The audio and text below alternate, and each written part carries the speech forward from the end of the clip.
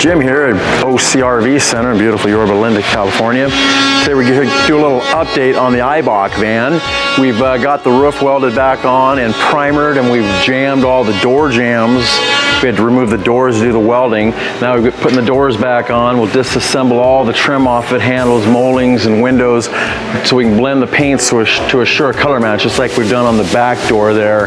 As you can see, take the glass out where we're removing the handle and the molding. Next step, it will be going into the paint department. We'll get another shot of it in the booth, all masked up and ready for paint. Don't forget us for all your sprinter needs at OCRV Center.